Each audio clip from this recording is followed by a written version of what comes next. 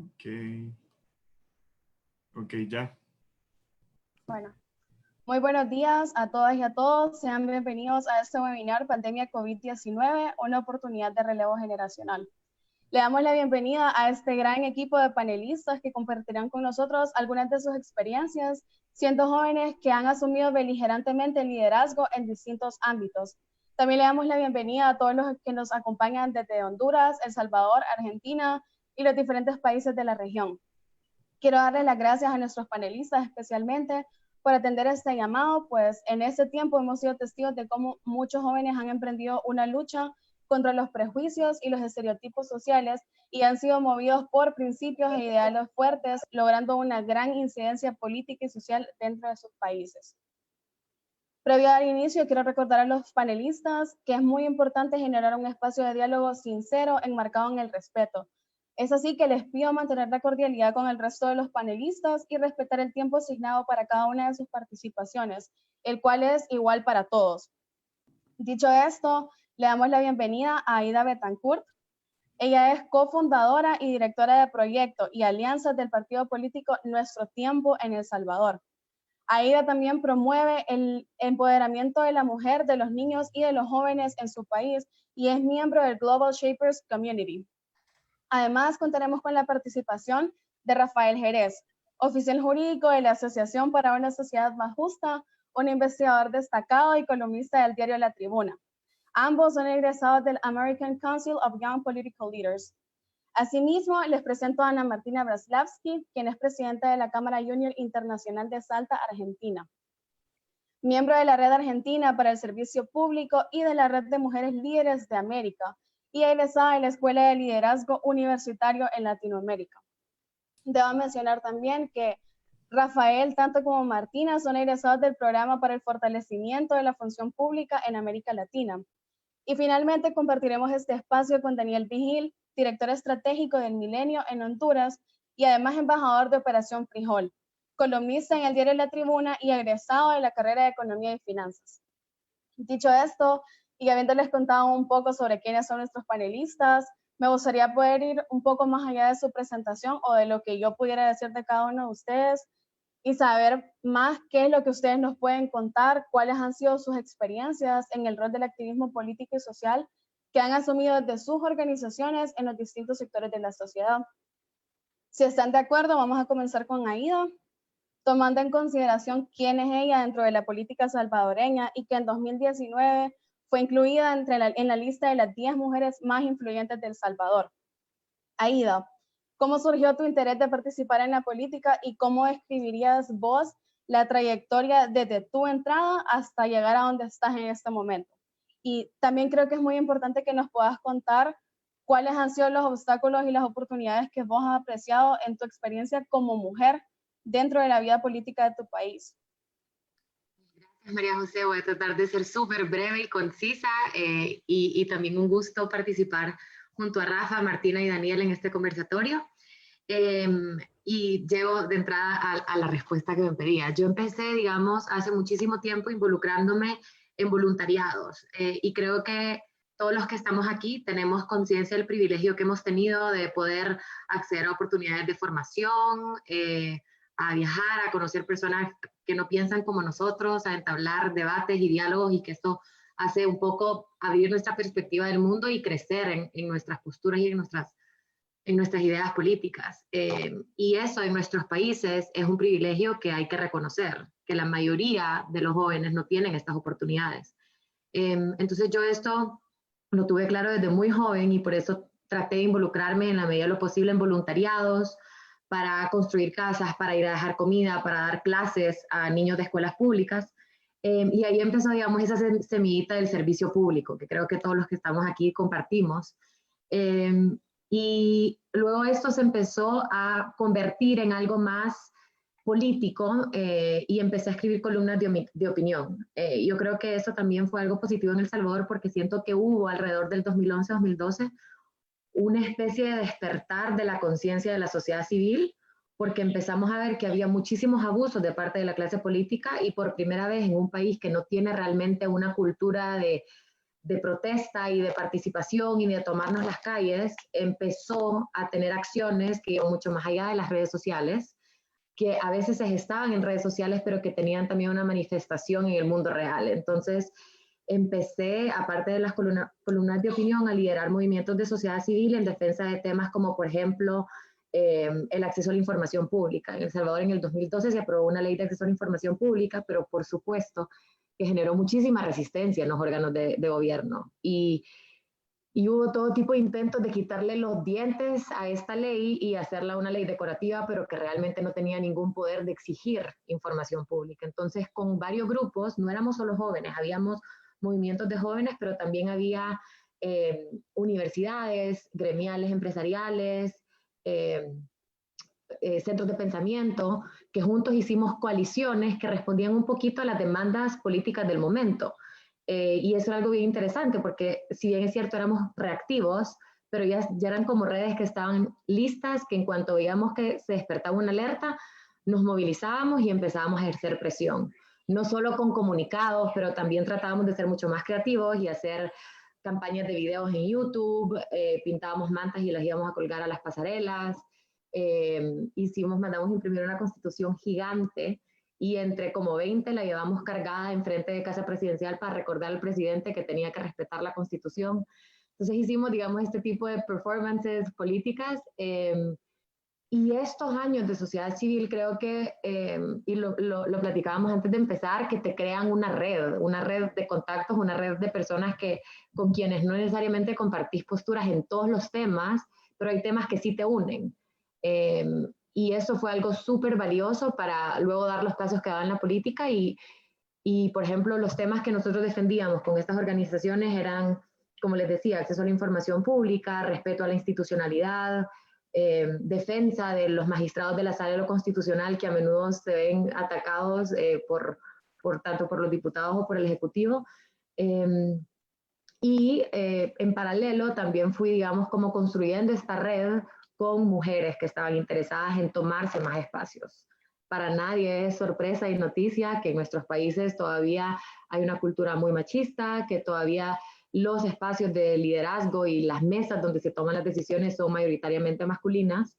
Y creo que nuestra generación, yo por eso soy bastante optimista, porque creo que nuestra generación tiene una conciencia mucho más fuerte sobre estas desigualdades, sobre la necesidad de atacar estas desigualdades más estructurales como la responsabilidad de las labores domésticas. Y por aquí empieza el hecho de que haya mujeres que no pueden darse el lujo de tener tiempo libre para entrar a la política. Entonces, ¿cómo empezamos a trabajar estos temas?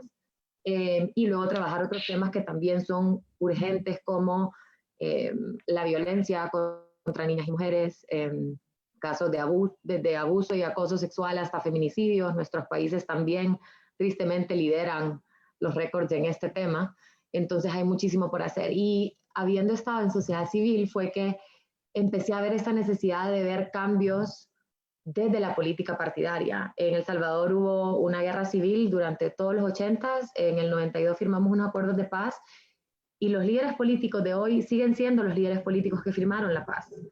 Entonces, ¿cómo podemos tener una política moderna que realmente responda a las necesidades de hoy si las personas que están gobernando son las que firmaron un acuerdo de paz que para muchos jóvenes hoy, pues ya los tomamos presentado? Y eso creo que es algo que podemos platicar en la segunda parte. Creo que es un riesgo. Creo que tenemos que estar conscientes de lo que ha costado la democracia, de lo frágil que puede ser la democracia y de cómo a través de la participación de estos nuevos liderazgos en política podemos cambiar las cosas. Entonces, hace 2 años, junto a otras personas, de hecho también todos jóvenes, el presidente del partido tiene 36 años, fundamos este nuevo partido político. Fue un proceso titánico, el aprendizaje más grande de mi vida. Tenés que recolectar 60,000 firmas en la calle, ir y acercarte a la gente y contarle lo que estás haciendo, y todos estoy seguro que hemos sido los que vemos a alguien que se nos acerca y nos cambiamos de acera para no platicar, y eso es lo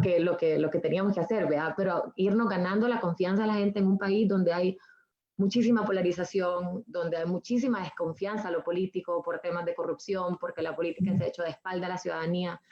Entonces sí ha sido cuesta arriba, pero estamos convencidos de que tiene que haber nuevas alternativas justamente porque la política partidaria hoy no responde a la sociedad de hoy. Entonces, ¿cómo tenemos partidos más abiertos, más democráticos, más diversos, menos verticales, menos dogmáticos, con más mujeres en cargos de liderazgo dentro del partido, pero también más mujeres candidatas? Así que ha sido más o menos mi trayectoria y ha sido interesante también ver los dos lados, ¿verdad? Desde la sociedad civil, las exigencias que uno tiene como sociedad civil, y luego como partido político. Y creo que ha sido una ventaja porque ahora que soy un partido político entiendo y veo y tengo esa barra que te pone la sociedad civil, de transparencia, de honradez, de cómo promoves, por ejemplo, aquí no existe una ley de la función pública, cómo eso tiene que ser uno de los compromisos principales para garantizar que vas a la gente más preparada. Así que eso es en lo que estoy ahorita. Muchas gracias, Aida. Yo creo que algo súper fundamental que yo puedo resaltar de tu participación es que para participar en la política hay un requisito fundamental antes de empezar y es tener esas intenciones y ese deseo de servicio y además tener esas aspiraciones de promover la ley y sobre todo la democracia y la igualdad dentro de la sociedad. Y pues como lo decía Aida, lo más importante, aun cuando nos encontramos con personas que no comparten nuestros ideales, es tener ese objetivo común que es la democracia y el bienestar de la sociedad. Así que muchas gracias, Aida. Ahora, Aida nos ha planteado esto desde la perspectiva de la vida política, pero también es muy importante analizarlo desde la perspectiva de sociedad civil y es por eso que tenemos en nuestros panelistas a Rafael Jerez. Rafa, vos tenés 24 años y ya llevas 2 años desempeñando un papel muy importante en materia electoral y de combate a la corrupción dentro de la sociedad civil. Considerando que vos sos parte de una de las organizaciones más fuertes, pero también más polémicas dentro del país, me gustaría que compartas cómo surge tu interés de participar o de entrar a ASJ. ¿Cómo llegaste? ¿Cuál ha sido tu experiencia dentro de la organización? ¿Y cómo describirías vos que ha sido tu crecimiento en ella? Porque sería importante que vos puedas partir desde cuáles fueron tus expectativas y cómo ha encajado eso con la experiencia que has tenido hasta ahora. Claro que sí, muchas gracias, Majo. Y primero que todo, quiero saludar a mis compañeros y compañeras panelistas, personas con las que he podido compartir en distintos espacios académicos y profesionales y personas de las que me siento muy orgulloso. Como vos decís, justamente hoy, de hecho, estoy cumpliendo 2 años de haber llegado a ASJ. Llegué a los 22 años como un pasante. Recuerdo que me contacté con Lester Ramírez, que es el director de investigaciones, y yo le comenté que yo quería aprender y adentrarme en el mundo de la investigación, pero todo esto surgía porque de pequeño siempre me apasionó mucho la política y siempre he tenido y tengo todavía el deseo de entrar a política, pero como decía Ida, los políticos que estuvieron hace 10 o 15 años en Honduras siguen siendo los políticos que están en el escenario todavía. Y por mucho que uno simpatice con uno, pero al final yo me di cuenta que si uno quiere que las cosas cambien, es uno el que tiene que dar el paso al frente y alzar la voz, ¿no? Entonces fue así que yo comprendí que a los 15 años que entré a política, a un partido político, 4 años después me salí porque no me gustó, no simpaticé con lo que estaba pasando ahí. Y entonces entendí que quizás sociedad civil era la trinchera a través de la que yo podía tratar de incidir.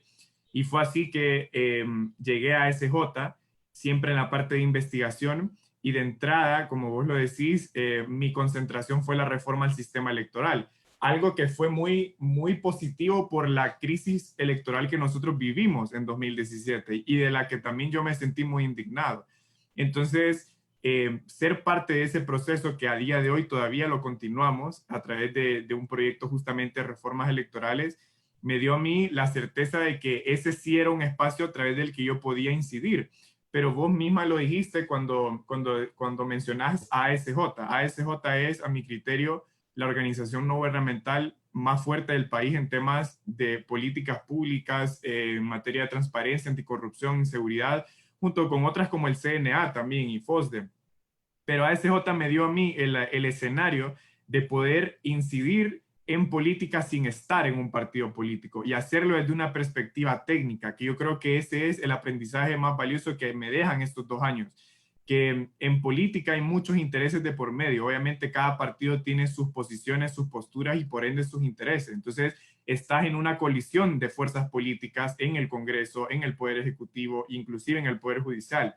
Entonces, nosotros jugamos ese rol de tratar de ingresar esa perspectiva técnica en la formulación de las políticas públicas y en la adopción de legislación en el Congreso. Después de 2 años, yo te diría que me siento contento, pero a la vez sé que el reto es bastante grande, porque así como me imagino que le ha pasado a los otros panelistas, en muchas ocasiones termina siendo el más joven en la reunión o el más joven en el salón. Y eso te hace sentir bien, pero también te hace sentir mal, porque quisieras ver más jóvenes. Muchas veces en nuestros países al joven se le menosprecia no por su conocimiento, sino por su juventud.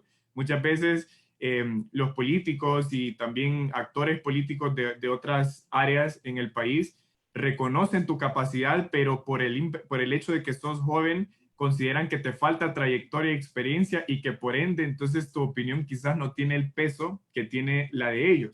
Y eso se vence justamente involucrando a más jóvenes y apoyando a otros y a otras a que compartan esos espacios con vos, porque de esa manera entonces se genera ese efecto multiplicador. Y por último, yo te diría que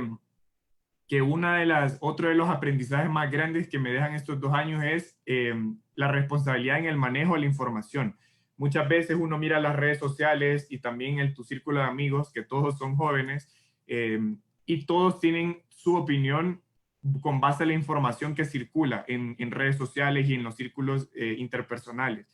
Pero en mi caso he tenido la fortuna de que he podido acceder, dado el trabajo que hemos hecho, a información a la que no todo el mundo tiene acceso y que por ende vos tenés esa responsabilidad, no solo de transmitirla de forma correcta a la ciudadanía, pero hacer un buen manejo de ella al momento que tratas de incidir en el sistema político. Muchas veces con esa información te toca ir ante un diputado, ante un ministro, ante un empresario y plantarte firme con tus ideales y con esa información para tratar de que se haga lo mejor para el país, y en muchas ocasiones no sucede eso, porque el sistema muchas veces solo acepta una parte pequeña de cambios, pero ahí es donde te toca mantener esa constancia y persistencia y por mucho que te indignas, pero mantener ese sentido de responsabilidad y de compromiso con el país desde sociedad civil. Naturalmente me siento contento desde ASJ, pero como te digo, uno mantiene sus aspiraciones y sus deseos y naturalmente como AIDA, en algún momento, pues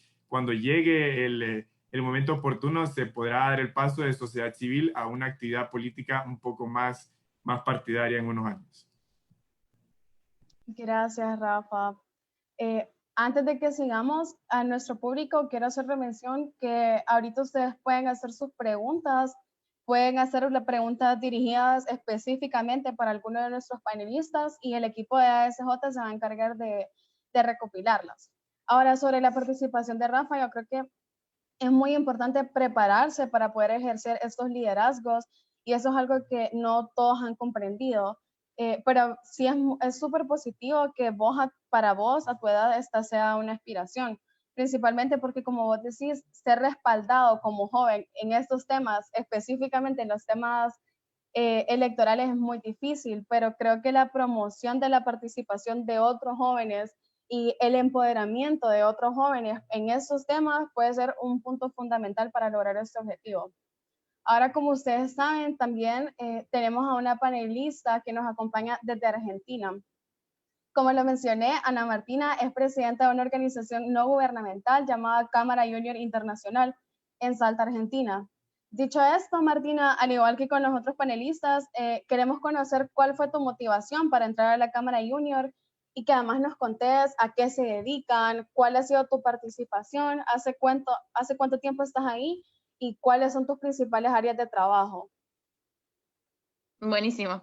Gracias, María Paz. Me alegra estar compartiendo este panel, como ya dijo Rafa, con grandes líderes, con Aida, con Daniel, con Rafa, que bueno, a Rafa lo conocía desde antes, pero a los chicos los estoy conociendo ahora y me siento muy contenta también de tender estas redes internacionales. Primero explicarles lo que es la JCI, que por ahí es un misterio por las siglas o qué es lo que hace. La Cámara Junior Internacional es una red mundial de jóvenes ciudadanos activos. Estamos presentes en más de 5.000 localidades actualmente. Tenemos 18 o 40 años y somos jóvenes voluntarios lo que nos proponemos es desarrollar líderes para un mundo cambiante. El desarrollo de estos liderazgos lo hacemos a través de distintos ejes, si se quiere. Me gusta ilustrarlo en 3. El primero es la creación y la gestión de proyectos sociales en base a las necesidades locales que vamos detectando en cada comunidad, cada localidad de JCI, cada organización local tiene su propia esencia según estos proyectos que va desarrollando. Lo hacemos también a través de formación, nos formamos en el voluntariado en áreas de gestión de proyectos, de liderazgo, trabajo en equipo, comunicación, finanzas, todo lo que tenga que ver con la organización lo aprendemos acá, y también ofrecemos esa formación a los jóvenes. Y también una pata de JCI o un eje para el desarrollo de estos liderazgos que es muy importante y que es clave, y es la que me trae hoy acá, es brindar el espacio para que los jóvenes puedan ocupar estas posiciones de liderazgo y se desarrollen en la práctica. Puedan liderar equipos, puedan liderar proyectos, iniciativas, campañas de incidencia y lo que sientan que puede llegar a aportar con estas necesidades que identificamos en la comunidad. ¿Cómo llegué hasta acá? Bueno, yo tengo 22 años, ingresé a la organización a los 18, porque apenas pude cumplir la edad, lo hice, pero creo que mi activismo social empieza mucho antes, empieza en el colegio secundario a través de programas de participación estudiantil, de programas que alientan a los jóvenes a involucrarse en la comunidad cercana a la escuela, y ahí fue como que se prende esa chispa, ¿no? Esa chispa que se le prendió a Aida, que se le prendió a Rafa, y que seguro cuando lo escuchemos a Dani también se le prendió en algún momento de su vida. Y siempre estuve participando en estos tipos de grupos, de organizaciones, de voluntariados. A la JCI llego a través de conexiones, de redes, y eso creo que es lo más destacable de esta historia, y es que yo trabajaba en un programa de participación estudiantil y me encuentro con chicos que estaban desarrollando la JCI en Salta, recién fundada, e ingreso porque lo vi interesante como un espacio de desarrollo. Bueno, uno no sabe bien por qué ingresa a la JCI, sino que siente la necesidad o la motivación de ingresar y después lo descubre en el camino. Pero destacar esto, lo importante de las conexiones, porque hablando en un foro, participando en distintos programas, en un webinar como este, así fue como descubrí la JCI y así empezó. Hace 5 años que estoy dentro de la organización, fui dirigiendo distintos proyectos hasta llegar, bueno, a la presidencia al día de hoy. Lo que me parece importante destacar de la JCI en esto de los liderazgos sociales de los jóvenes, es que muchos jóvenes tienen esa motivación que yo tenía en su momento de hacer cosas, y como dice Aida, estando en la sociedad civil nos surge esa necesidad de ver cambios, y lo que me brindó JCI, o lo que le brinda a todos los jóvenes, es el espacio, es como decía Rafa también, el escenario para ver esos cambios y para llevarlos a cabo, además de brindarnos herramientas y de brindarnos digamos que el ambiente más propicio para hacerlo. Lo que me parece importante de la participación de los jóvenes en organizaciones como JCI es que no nacemos sabiendo cómo involucrarnos, y lo aprendemos en la práctica y lo aprendemos a través del desarrollo de los proyectos. Y hoy en Salta estamos trabajando con educación, con medio ambiente, con emprendedurismo, con liderazgo propiamente dicho también, y con oratoria y debate, y es una organización que gracias al esfuerzo y el trabajo de mucha gente, hoy 65 miembros, se fue posicionando como referente en juventud y fue armando redes, y hoy en Salta la juventud es muy importante, o juega un rol muy importante, porque es convocada por el Estado y por las empresas en cuestiones, en consultas, para desarrollar proyectos, para delinear políticas, y creo que eso es lo más importante de brindar estos espacios.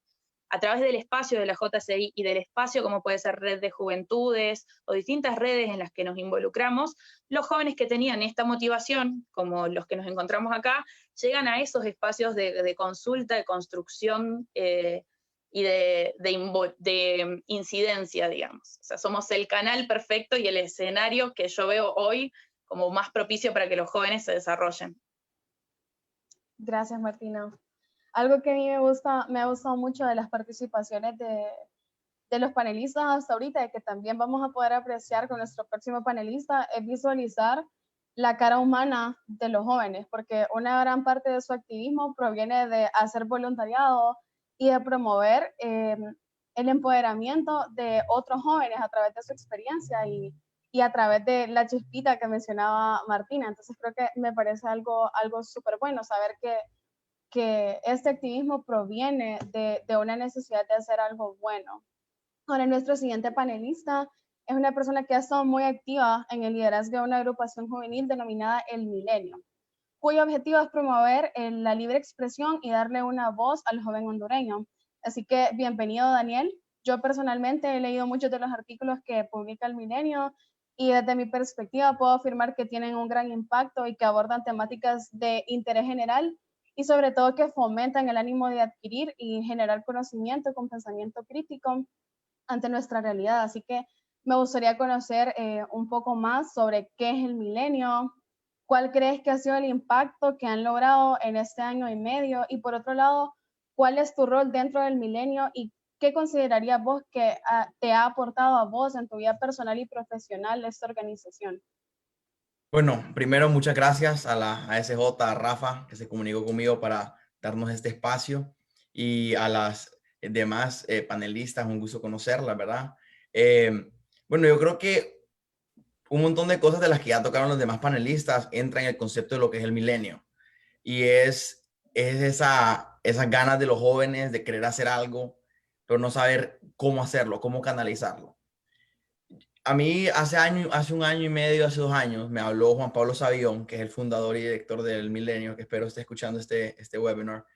Y cuando él me planteó el Milenio, la verdad es que me pareció una idea genial. Él lo que quería era crear una plataforma donde jóvenes, así como todos los que estamos aquí, pudiésemos escribir artículos.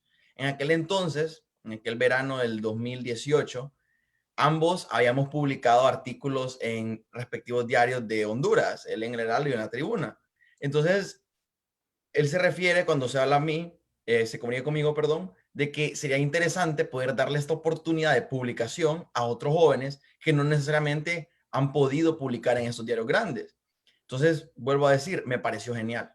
Así empezó el milenio y empezamos publicando artículos, como ha mencionado María.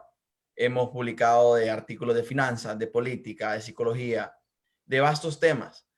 Pero a medida el milenio iba avanzando y nosotros empezamos a conocer jóvenes y a conocer las diferentes trincheras que menciona Rafa, nos fuimos dando cuenta que además de escritura, habían otros métodos de empoderamiento. Entonces, el milenio básicamente evolucionó de ser una organización de libertad de expresión a través de la escritura a ser en verdad una organización de empoderamiento juvenil. Y aún más curioso, es una organización de empoderamiento juvenil de jóvenes hacia jóvenes. Y creemos firmemente en eso por dos cosas. Número uno, porque nosotros a veces creemos de que, no es hablar mal de los adultos, sino que a veces los adultos, como menciona Rafa, no terminan de entender que la juventud en verdad no es tan problemática, que esa juventud es lo que nos da una diferencia entre el joven y el adulto. Sí, tal vez un poco de inmadurez, sí, quizás un poco de inexperiencia, pero es el dinamismo de la juventud. Es lo que nos hace que seamos inquisitivos, es lo que nos hace que queramos hacer 10,000 cosas a la vez. Entonces, creíamos de que cuando son jóvenes empoderando a otros jóvenes, el potencial del joven empoderado en verdad de ninguna manera se ve limitado. Y número dos, creíamos de que parte de ser joven, ¿verdad? Es creer que todo es posible y creer de que básicamente cualquier misión, idea que te propongas, la puedes lograr. Entonces, empoderando jóvenes a otros jóvenes, nos fuimos dando cuenta que podíamos hacer, como te digo, muchas cosas. Empezamos un podcast. Luego empezamos a hacer proyectos, empezamos a hacer debates, reuniones en las diferentes universidades. Empezamos a trabajar con otras organizaciones en el desarrollo de eventos. Entonces, poco a poco, similar a todas las organizaciones en las que los demás panelistas están, fuimos creando una red de organizaciones, red de jóvenes, y bueno, el 6 de diciembre pasado, y así fue como logré conocer un poco más a Rafa, tuvimos una reunión nosotros en diciembre, ¿verdad? En la que reunimos a todos los perdón, escritores de nuestra página, a todas las personas con las que habíamos colaborado. Y cuando estábamos ahí parados frente a 30 personas que habían colaborado y que solo eran una pequeña porción de las personas que habían sido parte del milenio, nos dimos cuenta de que el valor estaba ahí, ¿verdad? Entonces, creo que para resumir lo que es el milenio, es una plataforma que cree que el joven hondureño tiene que incursionar hoy en la relevancia del país, ser activista continuo del país y no tiene que pedir permiso de nadie, no tiene que pedir permiso de las generaciones que están arriba de nosotros. Y no es una falta de respeto, no, sino que nosotros tenemos tanto lugar en este país como los adultos. Tenemos, diría yo, hasta más interés en el futuro del país que los adultos, porque somos nosotros los que tenemos, si Dios lo permite, 60, 50 años enfrente de nosotros. Entonces, para el milenio lo más importante es que diferentes jóvenes se empoderen, entiendan que tienen una voz, que tienen lo que sea que les apasione, la trinchera de la que quieran estar. Es importante que empiecen a hacer ese activismo. Mi rol dentro de la organización es de director estratégico, que en verdad es una posición bien abstracta, pero en teoría, lo que hago yo es buscar oportunidades de colaboración, oportunidades de crecimiento, de campañas. Y eso es una cosa que mencionó Martina y que la verdad me parece increíble, que son las campañas. Nosotros los jóvenes tenemos una oportunidad en las redes sociales de crear campañas de crecimiento, de concientización, como ninguna otra generación. Entonces, es importante usar esa herramienta para empezar a hacerlo. Y de ahí emanan un montón de campañas que hemos ido haciendo. Inclusive, lo hiciste mención en mi introducción, Operación Frijol, que en parte es como un tipo de campaña también, ¿verdad? De concientización, además de ser una organización de altruismo. Entonces, básicamente ese es mi rol, buscar esas diferentes oportunidades en las que nosotros podemos incursionar y empoderar a otros jóvenes. Creemos firmemente de que no somos 2 jóvenes, 3 jóvenes, 4 jóvenes los que cambiamos al país. El país se cambia una persona a la vez y con la involucración de todo el mundo. Entonces, más o menos para terminar con la esencia del milenio, hay una cosa bien importante que siempre y todos los días que hablamos en WhatsApp con el grupo, que también cabe mencionar, no nos hemos reunido físicamente con el milenio más que 3 veces. Todo lo hacemos a través de WhatsApp y Zoom. Me parece increíble, la verdad. Una cosa muy importante, muchos jóvenes nos equivocamos en pensar que si un joven no está interesado en su país, en el activismo, en la política, en la sociedad civil del país, entonces ese joven no merece que lo concienticen o no, o tal vez a veces se discrimina a ese joven como indiferente, desinteresado. Nosotros lo vemos diferente, lo vemos, en verdad, quizás ese joven solo está esperando que alguien le alce la mano y le diga, hey, mira, puedes hacer esto. Quizás a vos no te gusta la política, pero te gusta la psicología. ¿Por qué no haces un podcast sobre salud mental? ¿Te gustan las finanzas? ¿Por qué no haces un blog sobre finanzas personales? A veces solo es de entender qué es lo que le gusta a la gente, alzarles la mano y empoderarlos. Y eventualmente, hey, no todos vamos a estar en política. Igual que Rafa, a mí me interesa la política. No todos vamos a estar en ese escenario. No todos vamos a estar en sociedad civil. Pero con que todos seamos personas conscientes de la realidad, personas correctas, éticas, que entendamos todos estos temas y entendamos la realidad del país, ¿verdad? Que estaba viendo los comentarios, que también es importante. Estamos aquí nosotros en un webinar y sí, hemos tenido todas oportunidades, hemos tenido oportunidades de formación, todos somos jóvenes brillantes aquí. O sea, es increíble las historias que nos han contado los panelistas. La verdad es que me siento aquí más bien como el polluelo del grupo, como escuchando. O sea, Aida fundó un partido político y todo. Entonces, pero aún así, lo curioso es que afuera de nuestras casas existe una realidad que no es la que nosotros hemos vivido. Entonces, con que nosotros consigamos que los jóvenes entiendan esa realidad y entiendan desde cualquier trinchera ellos pueden hacer un cambio, inclusive educar a las personas que no han tenido nuestras oportunidades en diferentes temas, entonces yo sé de que en 10, 15, 20 años la realidad va a ser distinta. Entonces, básicamente eso es lo que hace el milenio y bueno, tomo rapidito el espacio para invitar a quien sea a mandarnos un artículo y a participar como quieran en el milenio. Gracias por eso, Daniel. Yo creo que también aquí regresamos con el factor común de todos los panelistas y es ese objetivo común que tienen todos. Como dice Daniel, no todos estamos interesados en política, no todos estamos interesados en economía, pero sí hay algo que es muy cierto, es que todos somos buenos en algo y todos podemos aportar algo. Así que les agradezco mucho a todos por esta ronda de preguntas y respuestas. Ahora, ya que conocimos quiénes son ellos, cómo se han ido consolidando como líderes y cuál ha sido su involucramiento en los distintos sectores de la sociedad, por medio de organizaciones políticas, juveniles, sociales y de sociedad civil, como les decía, hay algo que nos tiene unidos a todos en este momento y es la propagación del COVID-19, que ha venido acompañado de múltiples complejidades políticas, económicas, sociales y de muchas inconsistencias en materia de transparencia, de rendición de cuentas y un sinnúmero de cosas. Y eso es algo que ha afectado en todos nuestros países. Así que creo que si hay algo que nos une en este momento y la razón por la que estamos aquí es que estamos enfrentando todo un momento difícil y estamos todos reunidos alrededor de un objetivo común. Hoy en día Honduras tiene 2.318 contagiados, El Salvador 1.210, Argentina 7.134 y lo cierto es que esa pandemia ha venido a darnos un golpe sumamente fuerte a todos en todos los aspectos. Lo que sí hemos podido comprobar es que en estos tiempos de crisis, como contrapeso a quienes buscan perjudicarnos, siempre hay agentes de cambio y siempre hay personas con sed de justicia. Y en este momento nos encontramos frente a una oportunidad de relevo generacional. Hombres y mujeres jóvenes que han asumido liderazgos y que apelan a una transformación positiva del sistema en el que vivimos.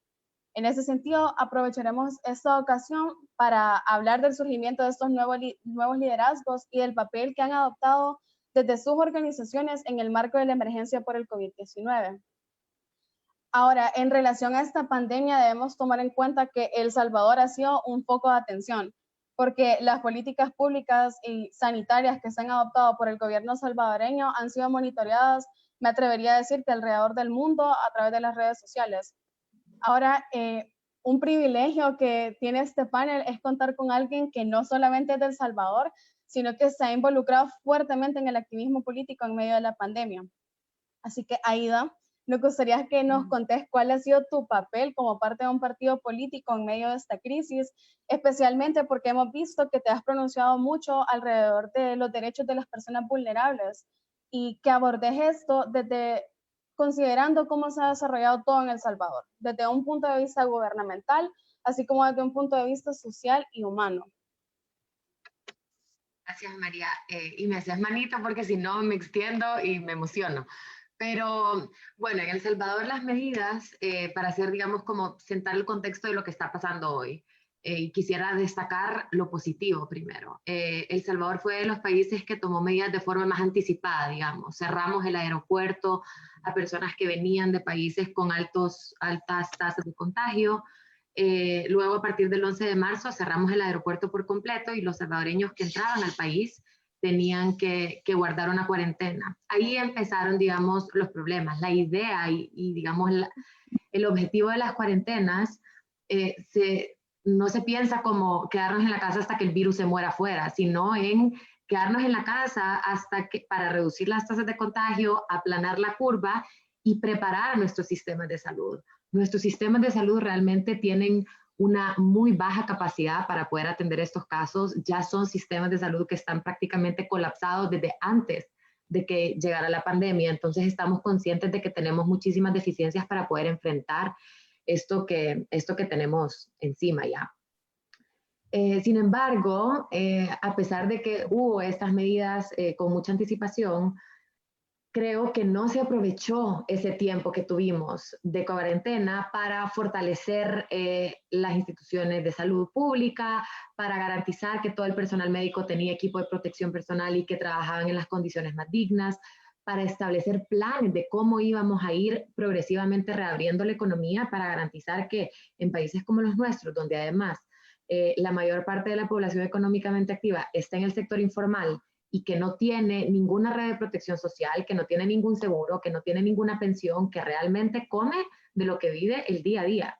Entonces, y Daniel lo decía al cerrar su intervención, creo que si nosotros aspiramos a tener cargos de liderazgo político, algo que tiene que ser fundamental es que reconozcamos nuestros privilegios y además estemos conscientes de la realidad del país y que podamos gobernar para la realidad del país. Y algo que es fundamental y que puede sonar cliché o romántico o lo que sea, pero es una convicción personal mía y también de nuestro tiempo, es uno de los valores principales de mi partido político, es la empatía. Y creo que esto es algo que está quedando en evidencia de que nos falta en nuestras sociedades. La empatía y reconocer que, por ejemplo, les voy a poner un ejemplo súper específico. Recientemente el gobierno decidió que como estaban subiendo de forma acelerada los contagios en el país, iba a haber una cuarentena más estricta. Entonces iban a restringir mucho más las actividades económicas que estaban permitidas, iban a restringir mucho más la posibilidad de salir a comprar el mercado o a ir a la farmacia o al banco. Pero además se prohibió el transporte público, se prohibió la circulación del transporte público. Cuando todavía hay personas que tienen que ir a trabajar, que todavía hay muchísimo personal médico, por ejemplo, que tiene que ir a los hospitales, personas que tienen que tomar transporte por 2 horas para poder llegar a sus lugares de trabajo. Y con esta improvisación de un día al otro, cuando tú prohíbes el transporte público en un país, ¿cómo suponen estas personas poder ir a trabajar? Y la respuesta de los oficiales del gobierno fue pues que caminen. Entonces tenías enfermeras que salen de turnos de 24 horas caminando por 4 horas para tratar de llegar a sus hogares. Entonces creo que esta improvisación ha sido, digamos, el lado negativo cuando pudimos haber aprovechado muchísimo más por la anticipación de las medidas de gobierno. Algo que creo que es la razón por la cual El Salvador ha estado en las portadas de los medios internacionales ha sido que en todos los países, y esto es algo que creo que es importante también que reconozcamos, el momento un poco surreal que estamos viviendo en nuestra humanidad, que por primera vez, tal vez en décadas, en siglos, hay algo que nos une a todos los países del mundo estamos teniendo que enfrentar esto. Y lo hemos enfrentado de formas distintas, han tomado políticas distintas, pero creo que es un momento también como de reflexión bien profunda de lo que nos une como humanidad y aprovechar a ver este momento como eso, como cómo podemos responder juntos a los retos comunes. Pero si bien es cierto, todos estamos enfrentando, todos los países del mundo estamos enfrentando retos a nivel sanitario y médico, y de cómo queremos salvar vidas y evitar contagios. Y también estamos enfrentando retos a nivel económico, de cómo vamos a hacer para que el golpe a la economía no sea tan fuerte para la mayoría de personas de nuestros países que van a perder empleos. En El Salvador se ha previsto que se pierdan 350,000 empleos en el próximo año.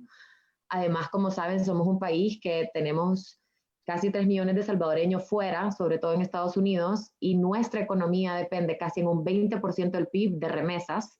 Se ha previsto que esas remesas van a caer al menos en la mitad. Entonces, por supuesto que va a ser un golpe económico durísimo y tenemos que ver cómo vamos a responder, y todos los países están en situaciones, digamos, donde va a haber crisis económica. Pero nosotros además estamos teniendo que enfrentar una crisis democrática y una crisis institucional. Y ya estamos viendo, digamos, muchísimos abusos a los derechos humanos en los centros de contención que ha creado el gobierno para mantener a las personas que violan la cuarentena domiciliar. También para dar un poquito de contexto nuevamente, y voy a ser breve para que no me regañe María José, las personas que violen esta cuarentena que ha sido impuesta pueden ser detenidos por la policía o las Fuerzas Armadas y llevados a centros de contención donde tienen que pasar 30 días. Estos centros de contención no tienen ninguna medida sanitaria donde, digamos, separen a las personas, entonces la gente los ha llamado, son centros de contagio. Se están haciendo pruebas, pero a las personas las tienen en los lugares, en estos centros de contagio más de 30 días, que es lo máximo por ley que los pueden tener ahí. A veces los tienen 40 días, les hacen pruebas, pero no les dan resultado, que es además una violación a los derechos de los pacientes según todas las leyes médicas. Ha habido también casos de arbitrariedades y violencia de parte de las Fuerzas Armadas. Además ha habido muchísimas tensiones y violaciones de parte del gobierno ante la Constitución.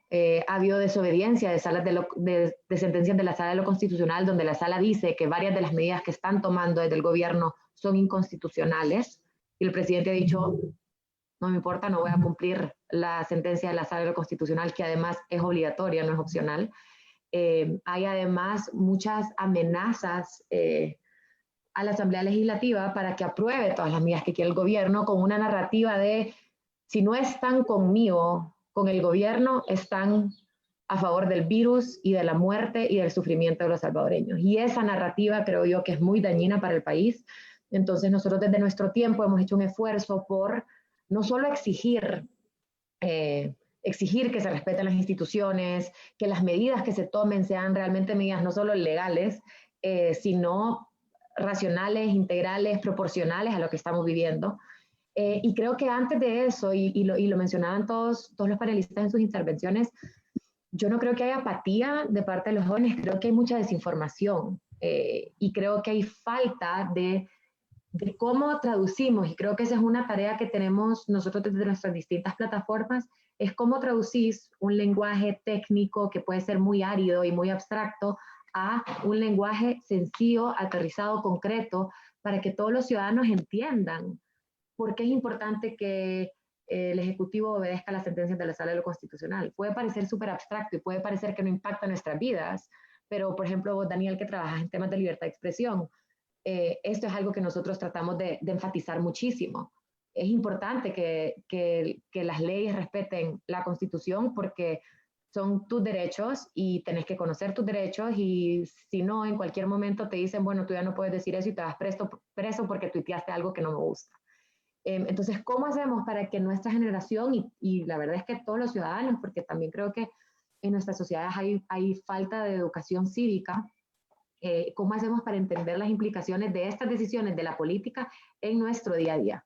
Y creo que a pesar de que es un momento sumamente complejo y con muchísimos desafíos, sí ha despertado esta conciencia de que lo político nos afecta a todos.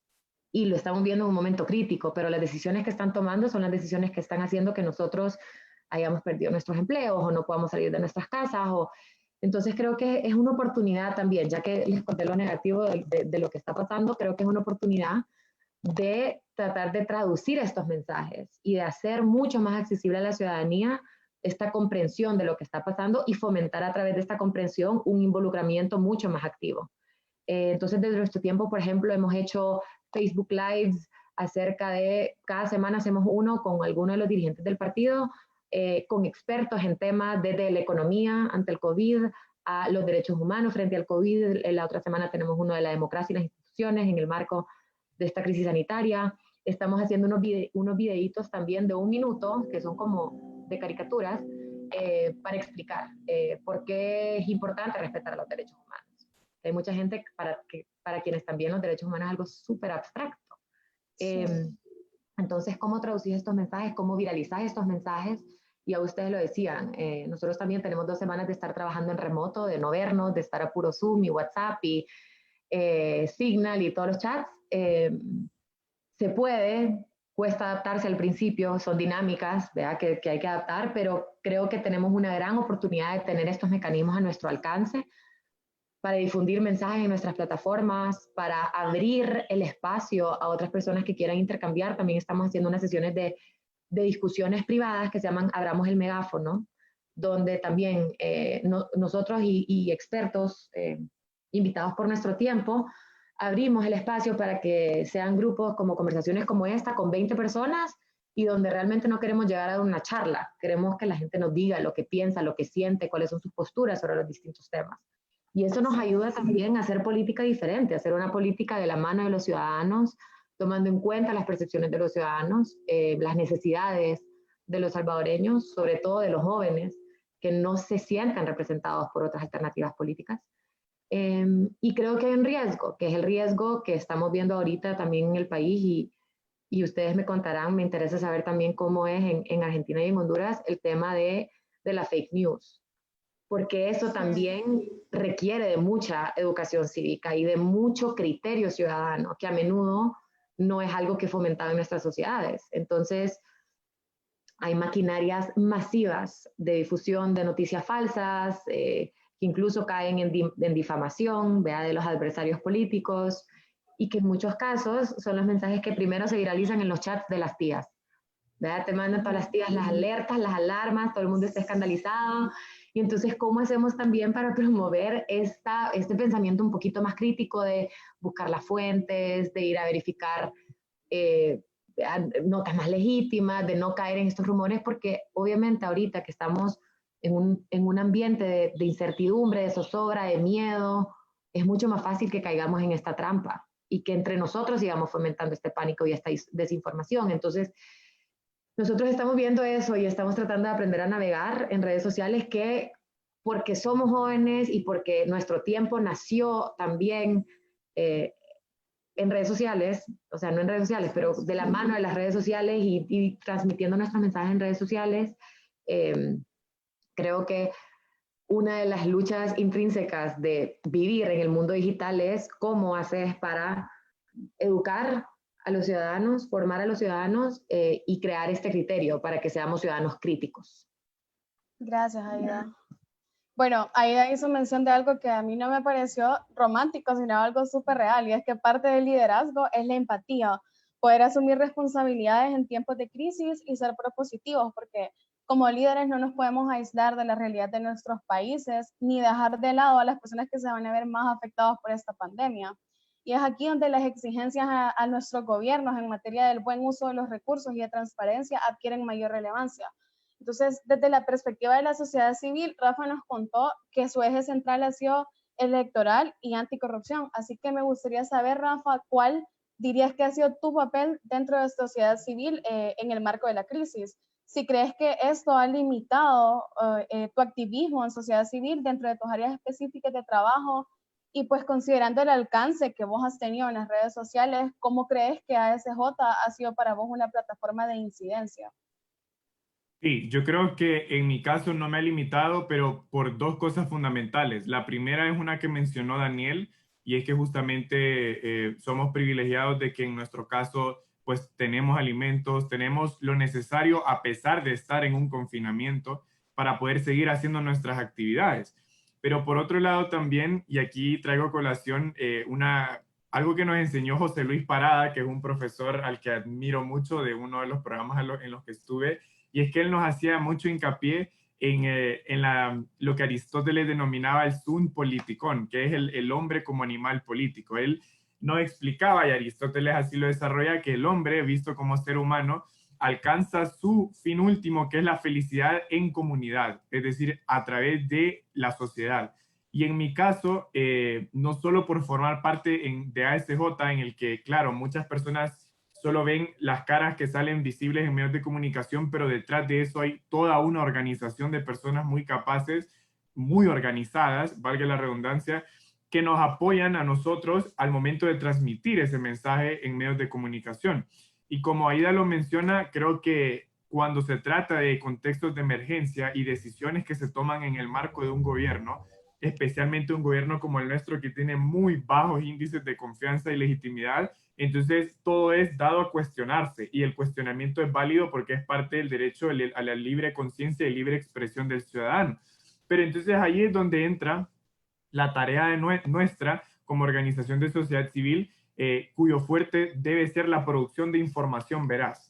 En mi caso, yo te diría que he estado involucrado en tres cosas principales. La primera es investigaciones y producción de información sobre los estándares de transparencia y los criterios que tienen que seguir los órganos encargados de investigar las compras y contrataciones de bienes y servicios que se han hecho para poder enfrentar esta pandemia. Mucho énfasis en lo que debe hacer, las competencias que tiene el Ministerio Público y que tiene el Tribunal Superior de Cuentas, y cómo poder transmitir a la ciudadanía cuáles realmente los límites entre uno y otro, qué es lo que dice la ley, qué es lo que se debe hacer y cuáles son las consecuencias.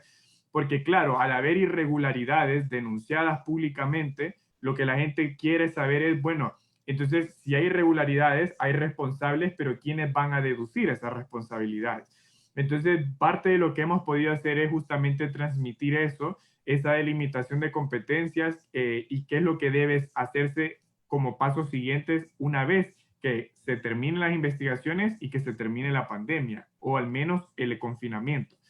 En paralelo a esto, uno de los temas que nos agarró colateralmente fue la entrada en vigencia del nuevo Código Penal, ¿no? Y ahí sociedad civil y otros organismos también internacionales encendieron nuevamente las alarmas porque el nuevo Código Penal contiene disposiciones que atentan contra el buen funcionamiento de la administración pública y también la dignidad de las mujeres, de los niños y entre otras figuras penales que deben reformarse. Entonces, eso fue un reto porque usualmente cuando tenemos este tipo de peligros que van a entrar en vigencia en el seno del Congreso Nacional, lo más pragmático es hacer estas conferencias de prensa presenciales con una serie de organizaciones de sociedad civil, ir al Congreso, presentar las propuestas, entonces ese contacto cara a cara te genera una incidencia un poco más efectiva. Pero al estar en confinamiento nosotros generamos la información, nuestro posicionamiento institucional y dentro de las limitaciones que tuvimos, fuimos a las instalaciones de ASJ y pudimos tener la conferencia de prensa. Y ahí también hay que reconocer el trabajo que hicieron otras organizaciones de sociedad civil, quienes también se pronunciaron, grupos de jóvenes como los del Milenio, Jóvenes por Honduras, Espacio, muchos jóvenes que se pronunciaron en contra y afortunadamente se extendió la vigencia del Código Penal. Y el tercero, en el marco de ASJ, es, como lo menciona Aida, los webinars. Nosotros estilamos hacer mucho foro presencial, pero con esto obviamente nos limitamos en esa capacidad y decidimos entrar, como lo hicieron todas las otras organizaciones alrededor del mundo, a organizar webinars. El primero fue con diputados al Congreso Nacional, algo bastante polémico porque hasta ese momento ninguno de los jefes de bancada había dado declaraciones porque en ese entonces el Congreso no estaba funcionando. Los tuvimos en un webinar, la gente pudo hacer preguntas, nosotros también, y ellos también pudieron rendir cuentas de alguna forma, ¿no? Y el segundo fue sobre la transparencia justamente en la contratación de los bienes y servicios, y ahí contamos con Marco Bográn y otras personas. Y la gente, yo creo que cuando uno hace estos webinars, la gente lo que debe comprender es que se hace para que como ciudadano vos puedas conocer de primera mano y preguntar y cuestionar, que muchas veces ni siquiera cuando estás en la libre circulación lo puedes hacer porque no tenés acceso a estas personas.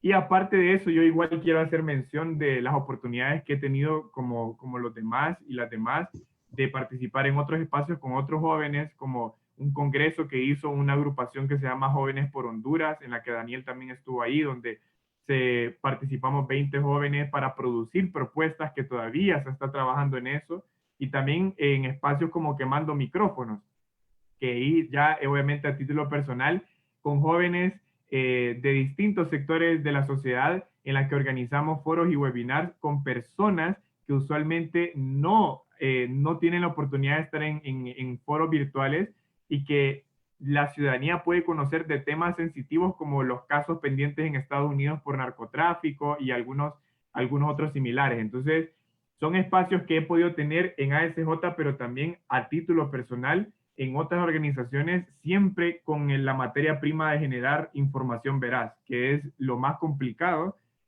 porque obviamente las personas lo que quieren es muchas veces ver desde un punto de vista simbólico sangre en las redes sociales, y la responsabilidad es justamente transmitir esa información que aunque a veces no gusta, pero lo correcto es que sea veraz.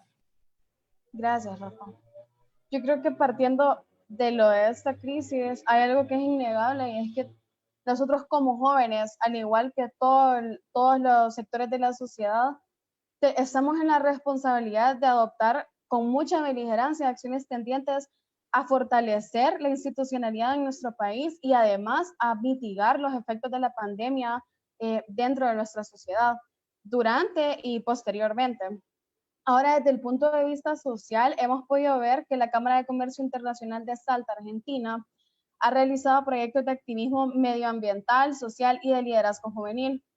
Vos, Martina, como presidenta de una gran organización de jóvenes, ¿nos puedes contar cuál ha sido tu experiencia dentro de la organización en el marco del COVID-19? ¿Qué cosas han hecho? ¿Qué impacto han tenido sus acciones? Y me gustaría que lo pudieras abordar desde los obstáculos y oportunidades que vos puedes apreciar en general, a nivel general, en Salta. Buenísimo. Estaba ordenándole un poco en mi cabeza porque hubo, si se quieren, dos etapas con un punto de inflexión muy fuerte desde que estamos en el confinamiento acá en Argentina, más precisamente en Salta, hoy cumplimos 2 meses de cuarentena, desde el 15 de marzo estamos encerrados, y parece una eternidad, pero ahora que me pongo a pensar, pasaron un montón de cosas que las puedo explicar como de la siguiente manera. Al principio, lo primero que hicimos, bueno, cuando se produce el confinamiento, cuando empiezan a regir estas nuevas medidas, pensamos cuál tendría que ser nuestro papel, porque nosotros no somos una organización que está muy ligada a temas de salud, no estamos muy ligados a temas de gobierno, entonces como que eran los temas más candentes o más protagonistas en ese momento, no, digamos que no era un ámbito en el que podíamos incidir directamente según la experiencia que traíamos. Entonces dijimos, ¿qué es lo que podemos hacer? Vamos a reforzar el mensaje de quedarse en sus casas a las personas, y vamos a darle alternativas para que se queden en sus casas y no sea como una gran tragedia, si se quiere, aunque después de 2 meses es una normalidad. Estamos muy cómodos en nuestra casa, parece, pero lo que pensamos inmediatamente y que nos salió casi en horas fue brindar una alternativa de formación, y esto es lo que vos contabas, María, que hicimos las primeras 2 semanas, porque la cuarentena se fue extendiendo de 2 semanas, y cuando la iniciamos realmente no vislumbrábamos la salida, digamos, que pensamos que eran estas 2 semanas, y después se fueron aumentando y terminamos ahora en más de 8 semanas. Pensamos en brindar una alternativa de formación a través de lo que más teníamos a mano y de lo que más conocíamos, que fue Instagram. Hicimos una formatón en la que participaron formadores de todo el país e incluso internacionales, que nos pudo acompañar Rafa de la mano de la red latinoamericana de servidores públicos de la Fundación Botín, que tuvo mucho impacto, tuvo muy buenos resultados. Pero mientras avanzaba esta formatón, que duró 2 fines de semana, empezaron a aparecer muchas iniciativas de formación. Digamos que lo que las organizaciones de la sociedad civil primero pensaron es en brindar oportunidades de formación gratuitas o pagas, pero en colapsar las redes sociales y todo Internet de oportunidades de formación. Y nosotros dijimos, bueno, no queremos seguir contribuyendo a esto, sino que tuvo sentido la primera semana y tuvo sentido en la primera etapa de la cuarentena, pero ahí viene el punto de inflexión. No estábamos pensando como a largo plazo o en profundidad qué era lo que queríamos hacer en cuarentena, sino actuando como caballos de carrera, como, bueno, esto es lo que hacemos y lo vamos a hacer y no hay que quedarse quietos y vamos a actuar y no es nuestra responsabilidad hacer cosas. Y después de esta semana, en este punto de inflexión, nos damos cuenta de que había mucha gente que estaba saturada ya por las redes, por las clases virtuales, por estas alternativas de formación que te llega querés ser tu propio jefe, te llega por todos lados, en todas las redes sociales. Entonces, nos sentamos a pensar en serio. Nosotros somos 65 miembros en la organización y dijimos, entre todos tenemos que crear la estrategia para surfear esta pandemia, y no tenemos que olvidarnos de los ejes centrales que mantienen nuestra organización en pie y del el impacto que realiza nuestra organización. La pregunta en ese momento era, ¿qué rol queremos cumplir en la pandemia y de qué manera queremos ser protagonistas en la sociedad civil en este momento?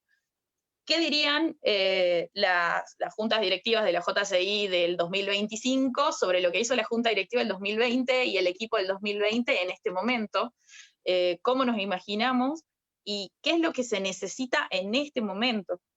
Nosotros, descartando estos temas que son protagonistas, son fundamentales, pero sabemos en los que no tenemos expertise y en los que no tenemos gran incidencia, dijimos, bueno, encontremos un tema en los que podamos ser fuertes y en los que podamos tener un impacto como sociedad civil, y encontramos esto del tema medioambiental. Pero esta estrategia que construimos entre todos no tenía que olvidarse de la parte interna, y ese fue un gran obstáculo, porque el actuar como caballos de carrera, como hicimos las primeras 2 semanas, hace que mucha gente se quede atrás, gente que no está pudiendo adaptarse al cambio, a la virtualidad, y que no está pudiendo adaptarse incluso emocionalmente y psicológicamente a lo que está pasando. Entonces tuvimos que idear un plan de bienestar también paralelo al plan de acción externo, si se quiere, para no olvidarnos de las personas. Queríamos ser el espacio en el que los jóvenes se encuentren su lugar para impactar y para hacer,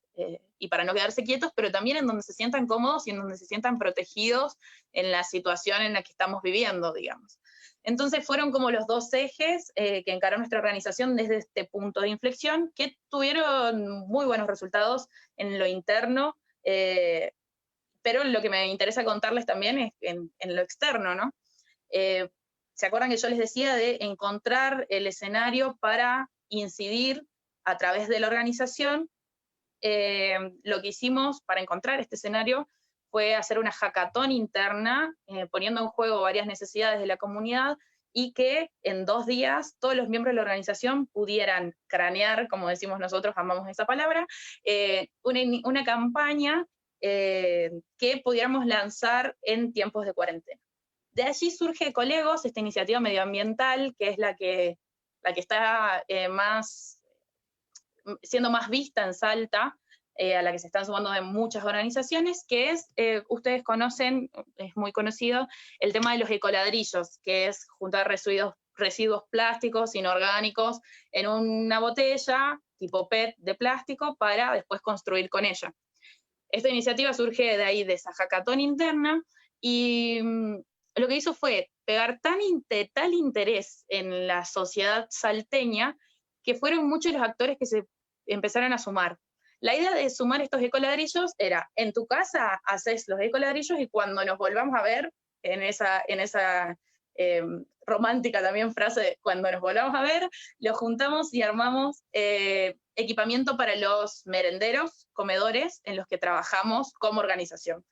Porque son merenderos poco equipados, en los que cuando vamos a trabajar tenemos que trabajar en el suelo, sentados con los chicos por ahí en la tierra, porque tampoco hay piso. Entonces, bueno, atendiendo a esa necesidad puntual, y se empezaron a sumar un montón de organizaciones. Se sumaron organizaciones, empresas, se sumaron institutos, escuelas, y llegó, que es el punto al que quiero llegar, del escenario para incidir, llegó al Ministerio de Educación y a Cultura como una tarea para toda la provincia, para todas las escuelas, para todos los niños de la provincia.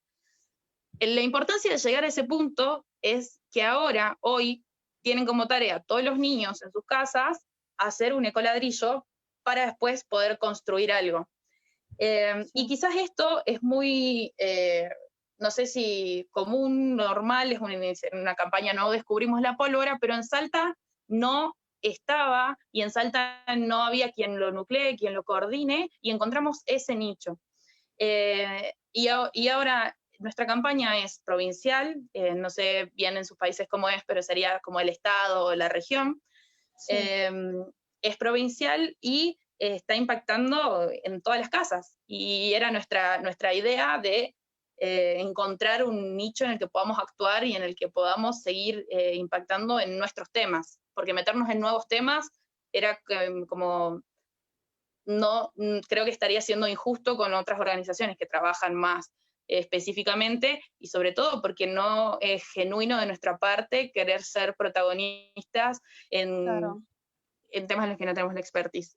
Así que ese fue como nuestro proceso. Súper, gracias Martina.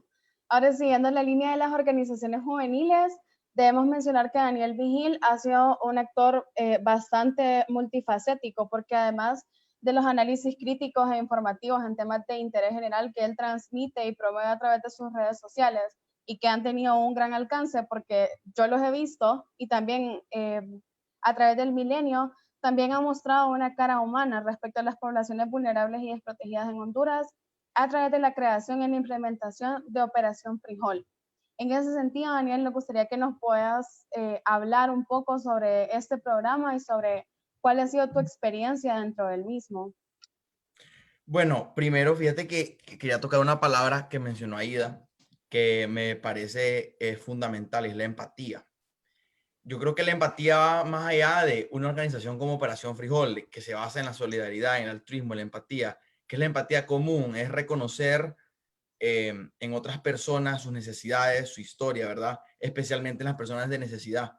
Pero yo creo que en general, para los que nos escuchan, especialmente los jóvenes, la empatía en verdad no solo es reconocer la historia de los más necesitados, sino que es reconocer la historia de todas las personas que nosotros nos encontramos en el día a día. La empatía es reconocer en otra persona que quiere ser un líder de dónde viene y por qué lo quiere hacer. La empatía es reconocer en tu compañero de organización o en tu compañero de clase por qué está en esa clase, qué lo motiva a estar ahí. Y yo creo que si nosotros como sociedad fuéramos más empáticos y nos quisiéramos en verdad tratar de poner en los zapatos de otras personas, habría menos desinformación, habría menos odio en las redes sociales y habría más colaboración, porque entenderíamos que la mayoría de las personas en este mundo son buenas. O sea, la mayoría de las personas en verdad tienen buenas intenciones. Y sí, no podemos ignorar el hecho de que sí hay malas personas, hay personas que le han hecho daño a nuestros respectivos países, a nuestras respectivas sociedades. Pues la mayoría son buenas personas. Y es con la empatía, repito, que nosotros entendemos eso. Entendemos de que detrás de una persona hay una historia y hay un montón de razones que la han llevado a donde están. Entonces, creo que de ahí nace Operación Frijol, de la empatía también. Operación Frijol es una organización que al principio de la pandemia, al igual que nos contaba Martina, ¿verdad? Un grupo de jóvenes se hicieron la pregunta que qué podemos hacer. Y fue la misma pregunta que también se hizo el Milenio como organización, ¿qué podemos hacer? El Milenio tuvo su rol también, similar a la SJ, haciendo webinarios, escribiendo más artículos que nunca. Creo que este es el periodo que más artículos hemos publicado. Y en el caso de Operación Frijol era un grupo de jóvenes que no éramos una organización, que éramos más que un grupo de amigos, que nos reuníamos todos los diciembres como cualquier otro grupo de amigos que llegan, algunos de la universidad de lejos, o algunos que estudian en el país y se reúnen en diciembre para hacer una hora de caridad, un altruismo. Y dijimos, este es el momento para hacerlo, no hacerlo en diciembre. Muchos estando lejos, yo soy de Nueva Orleans, tengo amigos que estaban en sus respectivas universidades, no se pudieron ir y todo lo hicimos desde WhatsApp y Zoom. Y dijimos, vamos a ayudar al país. En esta ocasión, vamos a hacerlo a través de la nutrición, porque entendíamos de que mientras un montón de organizaciones y recaudaciones se están dedicando a dar los insumos hospitalarios, muchas personas estaban ignorando lo que era la nutrición, porque como la cadena alimenticia y la cadena de producción estaba detenida al día de hoy, diría que estaba bastante detenida, muchas personas estaban dejando de poder comer.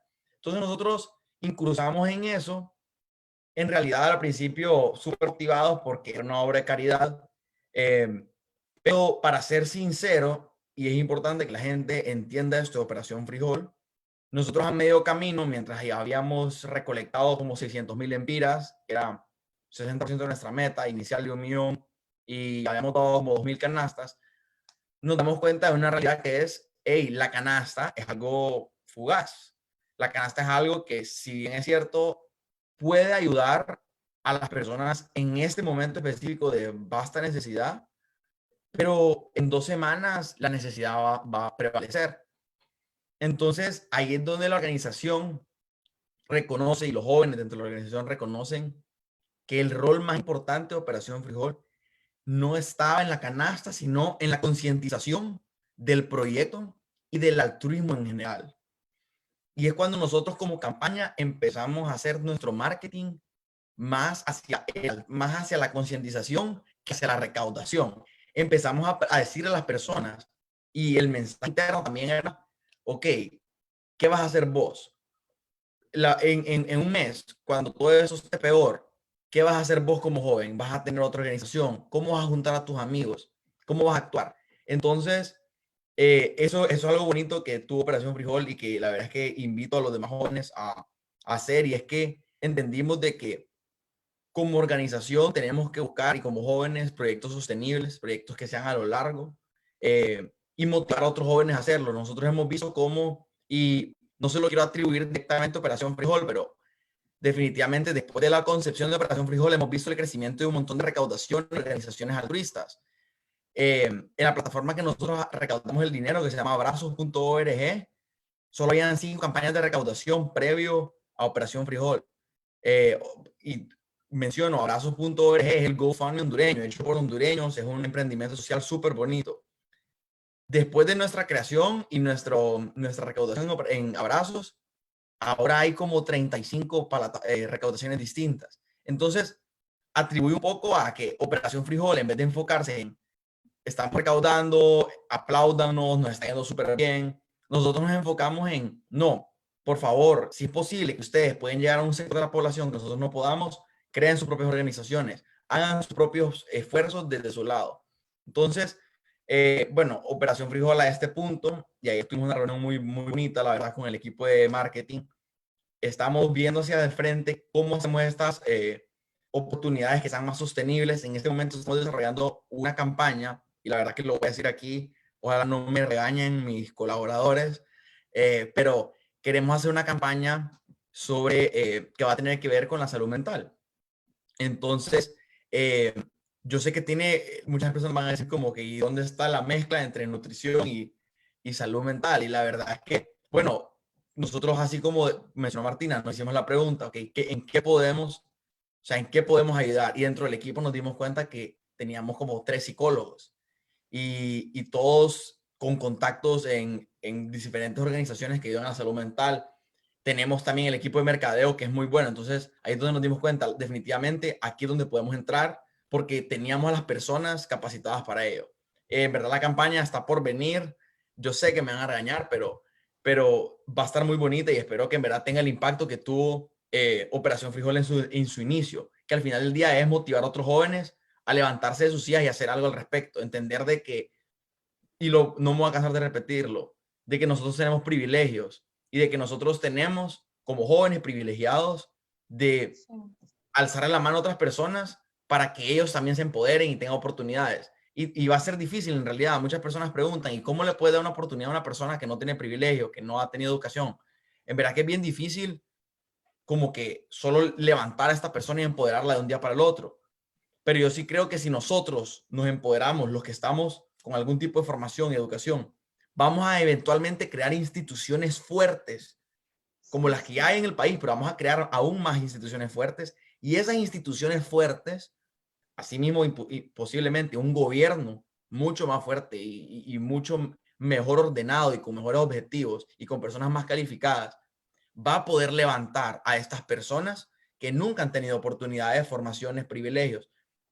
Esa es la manera, que las personas privilegiadas, formadas, entiendan esa labor, se eduquen, se formen, creen las buenas instituciones, creen un buen gobierno, creen una buena sociedad civil y en el futuro, eventualmente, con esas instituciones fuertes, levantemos a las personas que nunca han tenido la oportunidad. Gracias, Daniel. Sí, creo que es muy importante que nosotros como jóvenes, pues como lo decía Daniel, ya comencemos a tener una perspectiva más integral y nuestras propuestas comiencen a ser más integrales y sobre todo que sean propuestas sostenibles, porque la solidaridad no siempre es solamente entregar dinero para una semana o para 2 semanas, sino pues poder también promover este pensamiento, esta sensibilización en nosotros jóvenes, porque eso también es parte del empoderamiento. Así que, bueno, yo les doy las gracias a todos y en este momento me gustaría hacerles algunas preguntas transmitirles algunas preguntas que desde el público se han hecho para cada uno de ustedes y recordarles que por favor nos mantengamos dentro del límite del tiempo. Para Aida, la pregunta del público es, ¿cuáles son específicamente los retos que enfrenta una mujer joven al incursionar en la política actualmente, partiendo de tu experiencia personal? Perdón. Sí, ahorita en el país todavía no hemos alcanzado la paridad en la representación política de las mujeres, a pesar de que somos el 53% de la población. Ha habido avances. En El Salvador en el 2012 se incluyó en la ley de partidos políticos una cuota, es una cuota transitoria hasta el 2023. Ya veremos qué pasa a partir de entonces, pero establece esta cuota que los partidos tienen que presentar al menos un 30% de mujeres en sus listas. Este es un piso, es el problema. Se piensa como un piso, pero para los partidos políticos es un techo. Los partidos se lo toman como, bueno, llenemos la cuota y démosle, ¿verdad? Para no infringir la ley. Yo creo que poco a poco, de nuevo soy optimista y creo que hay cada vez una mayor conciencia de cómo los liderazgos de hombres y mujeres son complementarios y que también para nuestros países es sumamente importante y para mí es una de las razones más digamos, más significativas para promover esta participación política y tener a mujeres en puestos de liderazgo es también que cuando tú tenés 5 años y ves a una mujer que está tomando decisiones, pensás que tú también puedes serlo, pero si solo es hombres, alguien hablaba del techo de cristal, del techo de cemento, pero también es una falta de las niñas de poder pensarse en esos puestos porque no se ven representadas. Y entre paréntesis es algo que a mí me encanta siempre contar porque hay un experimento que hacen a menudo en escuelas que es a niños de 5 años les preguntan que representen liderazgo. O digamos en Estados Unidos que la palabra es neutra en inglés, ¿verdad? Que digan presidente o presidenta. Y siempre desde los 5 años dibujan a un hombre. Sí. Seguimos tratando el liderazgo como algo negativo. Entonces creo que hay que seguir y hay que empezar a trabajar en tener a mujeres en puestos de liderazgo para esa representación y para poder que las niñas se proyecten y se vean y se sueñen. Yo he enfrentado, creo que algo que es una ventaja para mí es que estoy en un partido político que está convencido y yo no tengo que estar evangelizando a nadie acerca de la importancia de tener a mujeres en puestos de liderazgo. Es un partido que está convencido de la igualdad, de la necesidad de paridad en toma de decisiones. En el consejo directivo somos 50% hombres, 50% mujeres. Vamos a participar en las elecciones del 2021, va a ser la primera elección en la que vamos a participar, porque el partido lo inscribimos oficialmente a mediados del 2019. Así que estamos en plena pandemia preparando elecciones internas y viendo cómo vamos a hacer para hacer una campaña casi puramente virtual, porque tenemos que tener listos los precandidatos ahorita para tener elecciones internas en julio. Entonces los tiempos corren y son cortitos. Entonces tengo esa ventaja que, digamos, en mi entorno inmediato estoy convencido de la igualdad y no tengo que luchar por abrirme un puesto.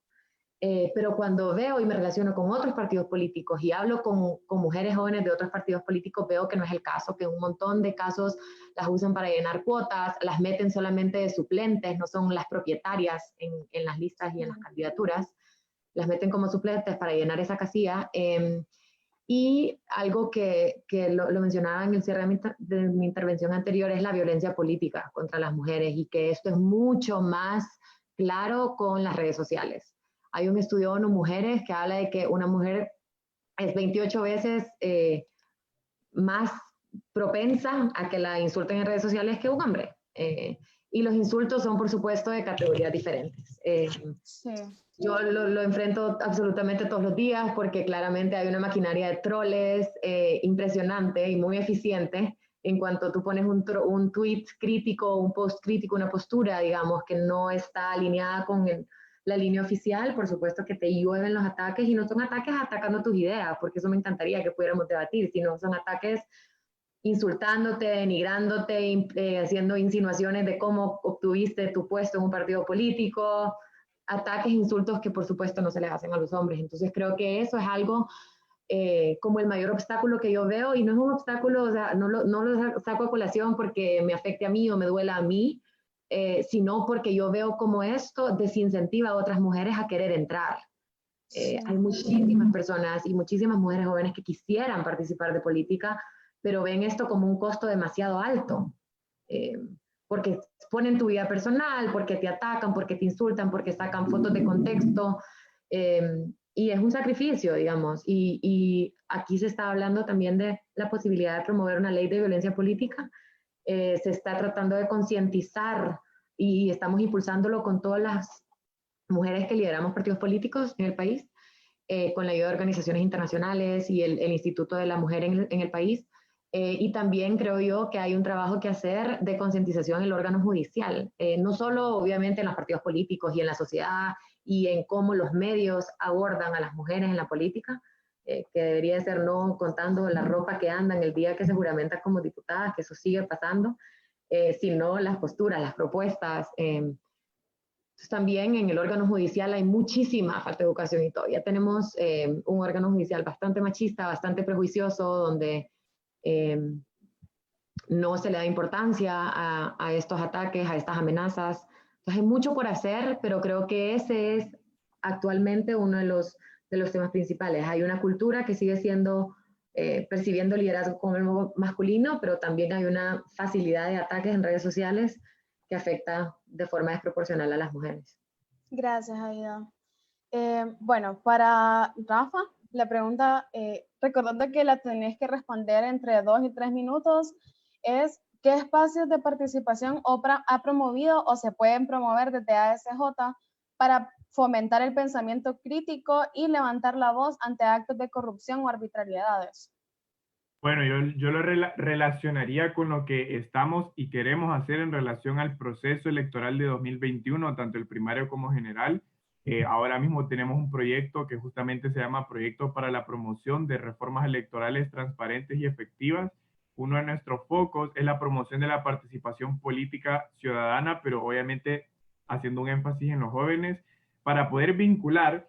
Pongamos que ASJ es como un intermedio y aquí tenemos al actor político y aquí tenemos al joven. Entonces nosotros queremos ser como ese puente que traiga las propuestas del joven hacia el actor político, pero también poder involucrar al joven en la medida en que lo vayamos formando sobre cómo acceder a la justicia electoral y ejercer sus derechos políticos electorales. Entonces, yo diría que se pueden contactar tanto conmigo como con María José, que somos quienes estamos gestionando el proyecto, para poder justamente hacer esa vinculación entre organizaciones juveniles y también personas individuales, y en ese sentido poder potenciar su capacidad de incidir en el sistema, pero también de participar políticamente. Entonces yo dejaría ahí abierta la invitación. Nosotros después podemos poner nuestro perfil ahí en los comentarios para que la gente se pueda contactar, no solo con nosotros, sino también con los otros panelistas que seguramente siguiendo su pista pueden encontrar mucho aprendizaje también. Gracias, Rafa. Y bueno, sí, recordarles que cualquier propuesta en materia de transparencia y de participación ciudadana es totalmente bienvenida. Ahora, para Martina, en 2 minutos, ¿cuál es la estrategia que deben utilizar las organizaciones para promover una verdadera participación de las personas pertenecientes a los grupos vulnerables sin tener que caer en la instrumentalización de estas personas? Me parece, bueno, clave la pregunta porque trabajamos con grupos vulnerables, trabajamos en barrios periféricos de acá de Salta, y lo que me parece clave es que participen desde el momento cero en el que ustedes han identificado la necesidad para la creación de la propuesta, de la solución o del proyecto. Sean partícipes 100% de todo, desde el análisis de la situación, desde el diagnóstico, pero desde la planificación, la ejecución, hasta la evaluación de lo que sea que vayan a hacer, porque si no, se crea como una relación distante en la que yo vengo a solucionarte el problema y es para nada lo que buscamos, sino que lo que buscamos es que la solución salga desde donde está, si se quiere, el problema o necesidad, para que sea sostenible, porque si no, estas soluciones nunca terminan siendo sostenibles. Creo que es la premisa o la ley que tenemos que tener durante toda nuestra intervención con los grupos que tengamos que intervenir, haciéndolo siempre parte y siendo siempre totalmente sinceros con lo que queremos hacer, con nuestros objetivos y con el papel que queremos que ellos tengan en nuestro proyecto, iniciativa, solución, propuesta que tengamos, porque si no somos totalmente transparentes, entonces tampoco se involucran al 100%. Sí, gracias, Martina. Y finalmente, para Daniel, preguntan, ¿cuáles son los programas o actividades específicas que brinda el Milenio en pro y para la juventud? A esta persona también le gustaría saber específicamente si existen programas que empoderen a jóvenes en las áreas en las cuales se desarrolla la organización. Sí, bueno, en verdad que todas nuestras actividades son en pro del empoderamiento juvenil. Entonces, como mencioné al principio, la fundamental en la que empieza el Milenio es en la escritura. Nosotros le damos espacio básicamente a cualquier joven de mandarnos un artículo sobre el tema que le apasione, y nosotros le ayudamos una vez que el artículo lo recibe el equipo de edición y el equipo de redacción. Nosotros ayudamos en ese proceso de llevar el artículo de algo pues más o menos que no está listo para publicar a algo que está listo a publicar. Estamos en esa parte de edición, de redacción, te ayudamos a mejorar, que tenga una conclusión, que tenga un mensaje concreto. Entonces, esa es una parte muy importante en la que primero le decimos al joven, hey, podés escribir, podés publicar un artículo, la gente te va a escuchar. Por otro lado, tenemos el podcast. Nuestro podcast tenemos ambos en San Pedro y en Tegucigalpa, directores de podcast que invitan jóvenes y solo jóvenes a participar en diferentes temas. Nosotros, como repito, no nos gusta invitar a estos espacios a adultos porque creemos de que hay jóvenes preparados en las relaciones internacionales, hay jóvenes preparados en la economía, en las ciencias políticas, hay jóvenes preparados en la psicología, en la salud. Entonces, a todos estos jóvenes universitarios exitosos o algunos que están incursionando, que se acaban de graduar de la universidad y que tal vez están en un puesto de sociedad civil, así como Rafa, también los invitamos a ser parte porque, o sea, son personas que ya tienen una experiencia en diferentes trincheras. Entonces el podcast de otra manera, ahora lo estamos haciendo en webinars como este, en Facebook, en Instagram, y lo vamos a seguir haciendo. Ayer tuvimos uno muy interesante que tenía que ver sobre la participación de las mujeres en esta pandemia y en esta cuarentena. Tuvimos a Michael Galvez, que es nuestro director de podcast de San Pedro, con dos mujeres brillantes, y vale la pena entrar al perfil del Milenio y verlo, porque la verdad estuvo increíble la participación. Entonces, esos son algunos de los productos. Además de eso, tenemos a través del año diferentes proyectos que son más presenciales, que son algunos foros, que son tal vez proyectos de debate que vamos a estar brindando. Tenemos uno que me parece muy bueno que se llama Pasando la Batuta, que pronto saldrá, pronto estará al aire, que es una plática en la que ponemos a un personaje de sociedad civil, un adulto, una persona tal vez de la academia o un político de alto rango, y lo ponemos a conversar con un joven que estudie su materia, la misma materia. Y la conversación es bilateral, las preguntas son bilaterales, es una entrevista entre los dos. El adulto preguntándole al joven, ¿qué esperas vos de mí? ¿Y qué espero yo de vos? Y viceversa, ¿qué esperas vos de mí, adulto, como joven? ¿Y qué espero yo de vos? Entonces, eso estará saliendo y durante el año vamos a estar haciendo esos programas. Son diferentes espacios y a la persona que hizo la pregunta también nos gusta que nos den proyectos, ideas de proyectos para llevarlos a cabo y siempre vamos a estar escuchando a los jóvenes con sus proyectos, ideas para tratar de brindar aún más espacio y que sean más los jóvenes que sientan que hay alguien escuchándolos. Gracias, Daniel. Bueno, ahora para esta etapa final del webinar, me gustaría que hablemos del futuro y ustedes en 1 minuto o 2 minutos nos digan qué mensaje le enviamos a los jóvenes de cara a los grandes retos que se vienen durante y después de la pandemia. ¿Cuál es tu mensaje de esperanza para los jóvenes? Y comenzaríamos con Aida. Lo que me robé un montón de minutos en la pregunta anterior, así que voy a ser súper breve. Yo creo que esto, si bien es cierto, ha sido una crisis y nos ha obligado a adaptarnos muchísimo, creo que pone en evidencia, en primer lugar, nuestra humanidad común, en segundo lugar, la necesidad de empatía y en tercer lugar, la evidencia de que la política nos afecta a todos. Entonces yo quisiera animar a los jóvenes, no necesariamente que se involucren en partidos políticos, en organizaciones de sociedad civil, aunque me encantaría, sino que sean ciudadanos críticos, ciudadanos que consumen información de forma crítica, de forma consciente, y que sepan que pueden incidir en la construcción de una mejor sociedad a través de cada una de sus plataformas, sea en temas de libertad de expresión, en temas artísticos y culturales, en temas deportivos. Creo que todos estos ámbitos al final derivan en la construcción de una mejor sociedad, de ciudadanos más conscientes, más comprometidos, y creo que este puede ser, a pesar de que ha sido difícil, puede ser un buen nuevo inicio también para pensar la sociedad que queremos, una sociedad más justa, más generosa, más solidaria, más conectada. Así que ese es mi mensaje para todos y de nuevo, mil gracias a SJ por el espacio y a estos panelistas increíbles de quienes he aprendido muchísimo. Gracias, Aida. Rafa.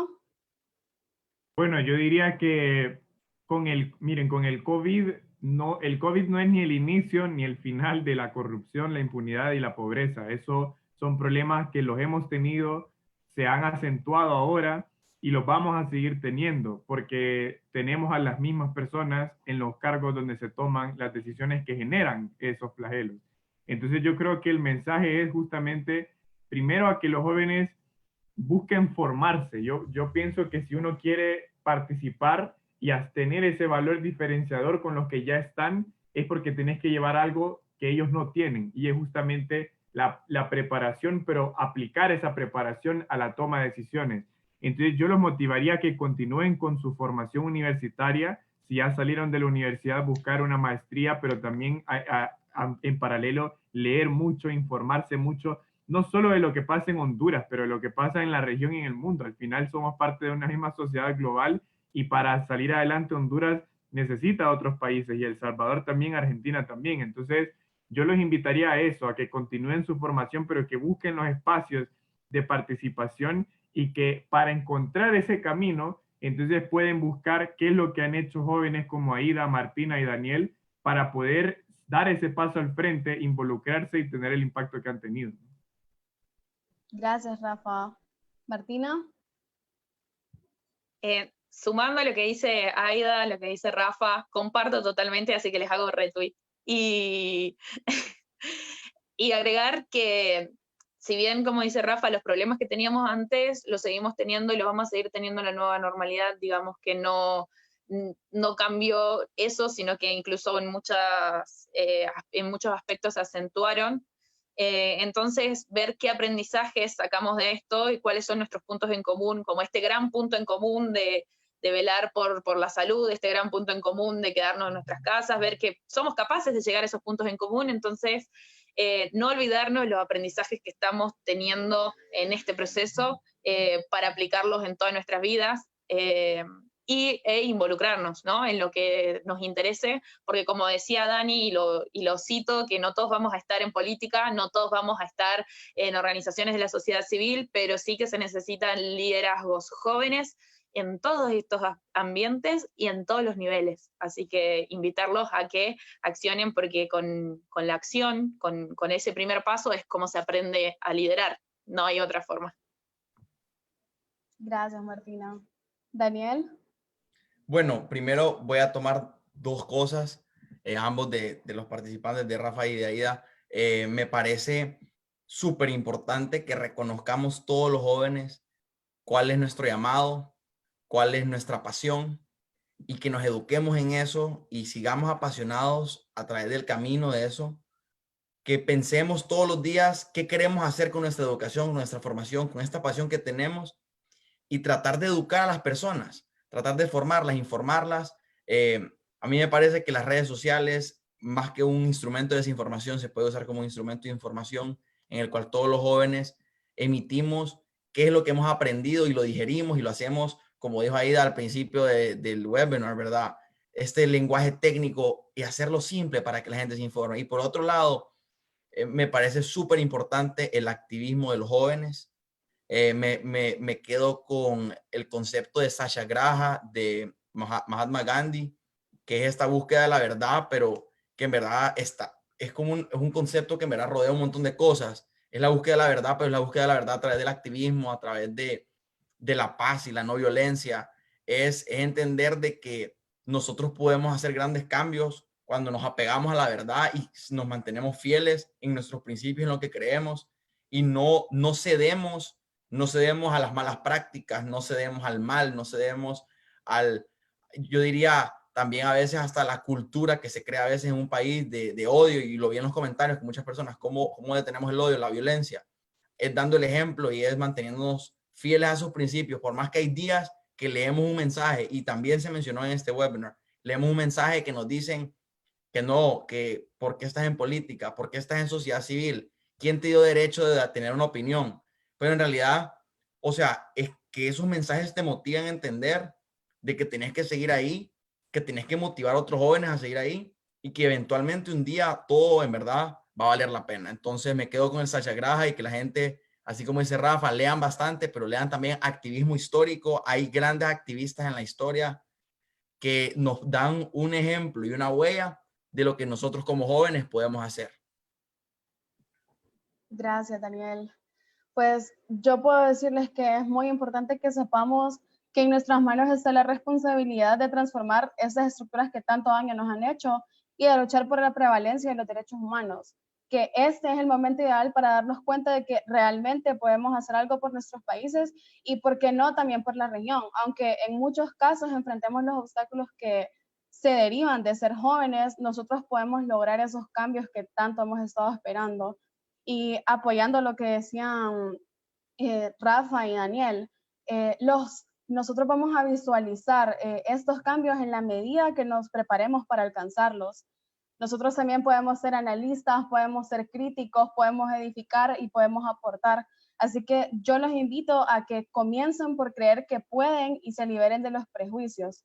Le agradezco a los panelistas por ese tiempo tan grato y por sus mensajes para la juventud. Yo cierro citando al primer juez afrodescendiente de la Corte Suprema de Justicia de los Estados Unidos, Thurgood Marshall, que decía que la democracia no prospera en medio del odio y la justicia no se arraiga en medio de la furia. Debemos oponernos a la indiferencia, a la apatía y sobre todo al temor. Dicho esto, estoy muy satisfecha. Le doy gracias también a todo el público que nos acompañó. Les deseo un feliz fin de semana y recordarles que sean muy minuciosos con las medidas de bioseguridad. Gracias a todos.